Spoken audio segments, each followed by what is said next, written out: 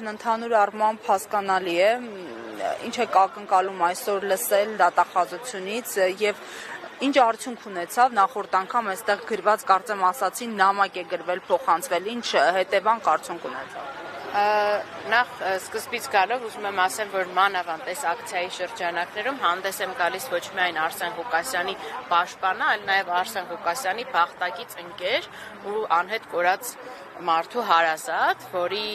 համար պահանջը, այսինքն իշխանություններից նույնն է։ Ու այս իմ համար Արսեն Ղուկասյանի ազատությունը եւ Արսեն Ղուկասյանի համար արդարություն պահանջելը նաև իմ անձնական հարցն են համարում։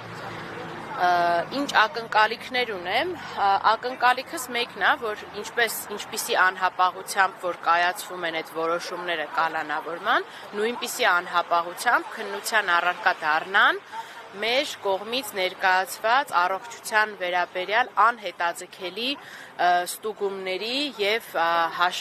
հաշվի առնելու հանգամանքը եւ անհապաղ ազատ արձակելու, որովհետեւ երբ որ իրանց է պետք, երբ որ դատախազությանն է պետք, այդ անհապաղ որոշումները անհապաղ կյանքի են կոչվում, բայց երբ որ կա մարդու կյանքին վտանգ սպառնալու ռիսկ, այս պարագայում այդ անհապաղությունը ոնց որ հապաղում են, էլի ներկայացնելուց։ Մենք ուրեմն եւ ծնողներն են ներկայացնում, ավելի ճիշտ ոչ միայն ծնողներն են ներկայացրել, այլ հենց Արսեն Ղուկասյանին հարցաքննությունը ավարտելուն պես վարույթն իրականացնող մարմնին ներկայացվել են այդ բոլոր փաստաթղթերը։ Հենց ավարտվելուց առաջ, այսինքն հարցաքննությունից առաջ արդեն իսկ բժիշկը արձանագրել էր, որ ինքը ունի նեղ մասնագետի ստուգման կարիք անհապաղ։ Որպեսզի հասկանանք այդ սրտի սարքը աշխատում է, թե չի աշխատում։ Երկրորդ անգամ էլի բարձր ճնշում արձանագրելով էլի արձանագրվել է հոսպիտալացման անհրաժեշտությունը,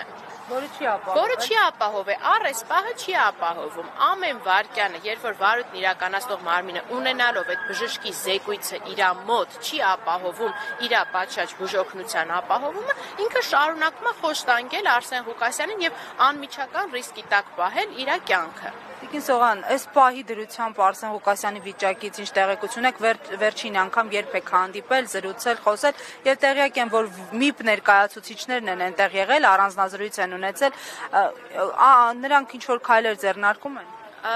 Ուրեմն Արսեն Ղուկասյանին վերջի անգամ տեսել եմ նախորդ օրը երեկոյան, դրա նախորդ օրը այցելել էին ՄԻՊ աշխատակիցները, արձանագրել են, այսինքն եւ Արսեն Ղուկասյանին ընդունելու պահի դրությամբ արձանագրվել է ոչ միայն Արսեն Ղուկասյանի գանգատները կապված իր սրտի հիվանդությունների հետ, այլև առերևույթ այդ խոշտանգման հետքերը, ինչի մասին եւ որ վկայում են, որ այդ քաշքշուկի արդյունքում, այսինքն այնպես չի Արսեն Ղուկասյանին ընդհանրապես հարվածներ հասնելու մեղադրանքներ չկան, իսկ Արսեն Ղուկասյանի վրա կան բռնության հետքեր։ Արձանագրվել են այդ բռնության հետքերը, ՄԻՊ աշխատակիցները արձանագրել են նաև առերևույթ այն անհամապատասխանությունները, որոնք կան Արսեն Ղուկասյանի առողջական վիճակի եւ այդ պահման պայմանների հետ, ավել բաներ ես չեմ կարող նկարել, բայց ուզում եմ ասեմ, որ այդ մտահոգությունները շատ խորը եւ շատ առարկայական են եղել, որ անմիջապես զեկուցվել են եւ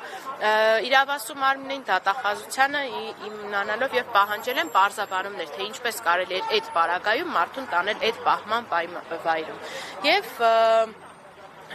ես տեղյակ չեմ, ես գիտեմ երեք մամուլից տեղեկացա, որ դատախազությունը հայտարարել է, որ ընթացք է տվել այդ դիմումին, բայց առ այս պահը, այսինքն եթե հաշվենք արդեն երրորդ օրն է գալիս, երբ որ նաև առանձին են հիվանդության վերաբերյալ տեղեկանքները ներկայացրել, ես երեք ներկայացրել եմ, այսինքն նախորդ օրը երեկոյան էի ներկայացրել, աշխատանքային ժամը ավարտվել էր արդեն։ Շուրջ 24 ժամից ավել է այդ անհապաղ միջնորդությունը գտնվում է դատախազության տիրապետության ներքո, բայց երբ որ իրանց պետք է այդ 24 ժամվա մեջ մարդու կալանքը կազմակերպում են, բայց կալանքից ազատ արձակելը